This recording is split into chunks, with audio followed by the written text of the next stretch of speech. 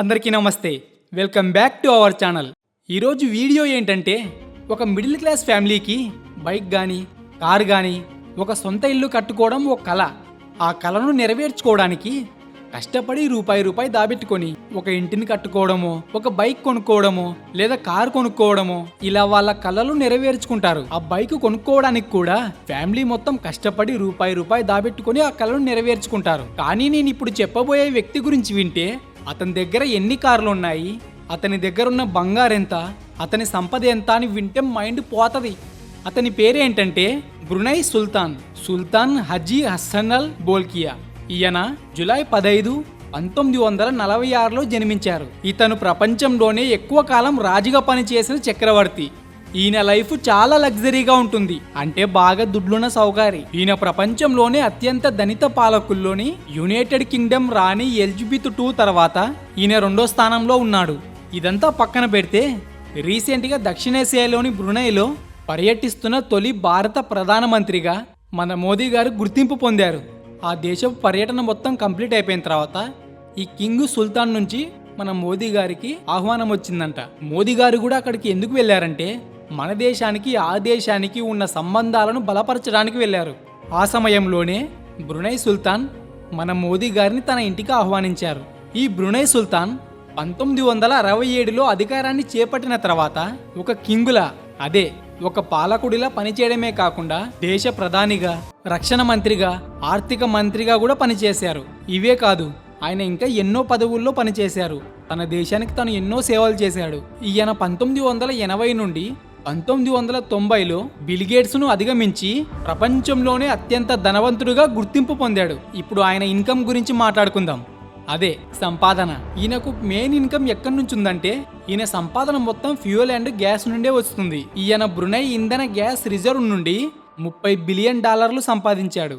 అంటే అక్షరాల 2,53,278 కోట్లు ఆయన సంపాదన. అందులో $1 కోటి దొరికినా మనం మొత్తం సెటిల్ అయిపోతాం. ఇక టాపిక్ లోకి వస్తే, ఆయనకు అంత సంపాదన ఉంది కదా, కానీ అతనికి ఒక పిచ్చి ఉంది. ఇప్పుడు మామూలుగా జనరల్ గా మాట్లాడుకుందాం.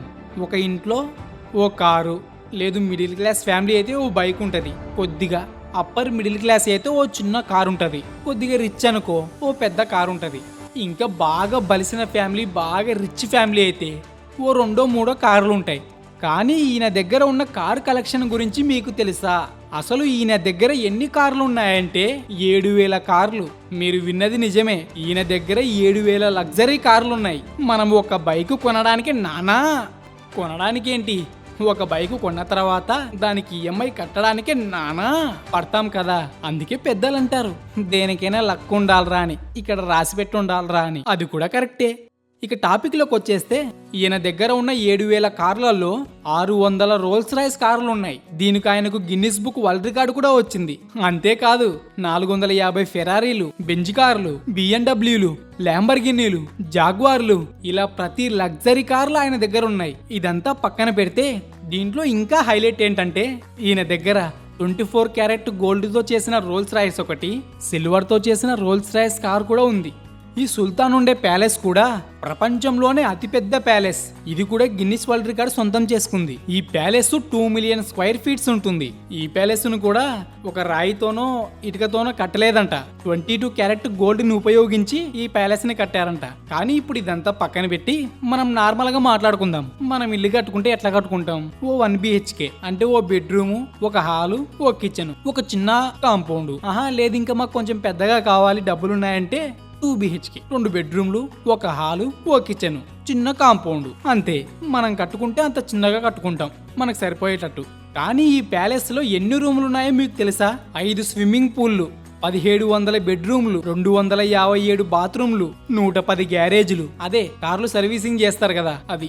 ఆ కార్ల కోసం ఓ పెద్ద సర్వీస్ సెంటరే ఉంది ఈయన దగ్గర. మరో అద్భుతమైన విషయం ఏమిటంటే, ఈ చక్రవర్తి వద్ద బంగారు పూత పూసిన విమానం కూడా ఉంది.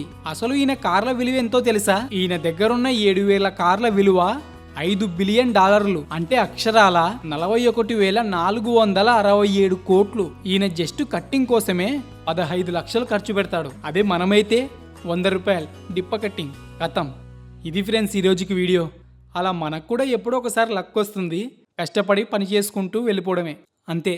ఈ వీడియో నచ్చితే లైక్ చేయండి, షేర్ చేయండి, అలాగే మన ఛానల్ని సబ్స్క్రైబ్ చేసుకోండి. వీడియో నచ్చితే కామెంట్ పెట్టండి. ఈ వీడియోలో ఏవైనా తప్పులు మాట్లాడింటే నన్ను క్షమించండి. మళ్ళీ నెక్స్ట్ వీడియోలో కలుసుకుందాం.